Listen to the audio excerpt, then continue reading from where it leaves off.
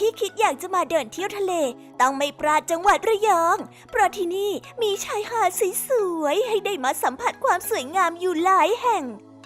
ส่วนนักท่องเที่ยวคนไหนที่อยากได้ใกล้ชิดธรรมชาติรับลมริมทะเลเย็นๆเล่นน้ำหรือจะเดินเล่นชิลๆที่ชายหาดมาหมดเลยขอเอาใจด้วยการแนะนำที่พักติดริมทะเลบรรยากาศดีมาฝากกันค่ะเอาที่เรียกว่าเดินไม่กี่ก้าวก็ย่ำน้ำทะเลกันได้แล้วล่ะบารีละไมรีสอร์ทสไตล์บูติกเพียงแห่งเดียวในจังหวัดระยองตั้งอยู่บนถนนเลียบชายหาดแหลมแม่พิมพ์เหมาะสำหรับท่านที่ต้องการพักผ่อนท่ามกลางความเงียบสงบร่มรื่นโอบล้อมไปด้วยธรรมชาติที่สวยงามบรรยากาศที่เป็นส่วนตัวสบายๆเป็นกันเองอีกทั้งเมนูอาหารเช้าอย่างน่ารับประทานสดใหม่ทุกวันเตรียมพร้อมให้บริการสำหรับแขกที่เข้าพักทุกท่านค่ะนอกจากนี้รีสอร์ทยังโดดเด่นด้วยสระว่ายน้ำแบบไร้ขอบที่สวยงามเห็นวิวทะเลอันสวยงามพร้อมห้องดีลักซ์ที่มีทางเดินลงไปสู่ชายหาดได้อย่างสะดวกสบายโดยมีให้บริการทั้ง18ห้อง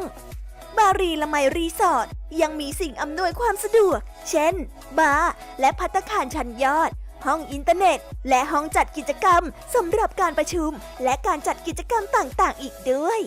ออกเดินทางข้ามมายังฝั่งเกาะเสม็ดที่พักที่มาหมุดแนะนำคือปาราดีรีสอร์ทระดับพรีเมียมที่ตั้งอยู่ตรงส่วนขอคอดและใต้สุดของเกาะเสม็ดที่สามารถชมวิวได้ทั้งฝั่งตะวันออกและตะวันตกโดยหันหน้าไปทางอ่าวกิวนับเป็นรีสอร์ทแห่งเดียวบนเกาะเสม็ดที่มีชายหาดสองด้านอันงดงามนักท่องเที่ยวสามารถดื่มด่ำกับบรรยากาศยามพระอาทิตย์ขึ้นและพระอาทิตย์ตกได้ในที่แห่งเดียวค่ะ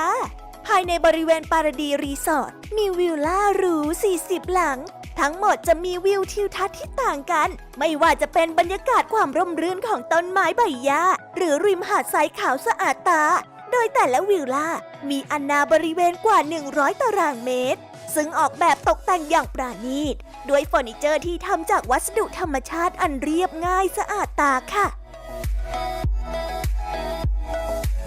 สำหรับนักท่องเที่ยวท่านใดที่กำลังวางแผนจะมาเที่ยวระยองแล้วกำลังมองหาที่พักดีๆเพื่อมาสัมผัสกับความสวยงามของท้องทะเล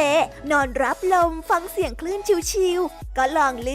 ตัดสินใจดูนะคะแล้วคุณจะติดใจเมืองชายทะเลแห่งนี้ไปอีกนานแสนนานเลยล่ะค่ะ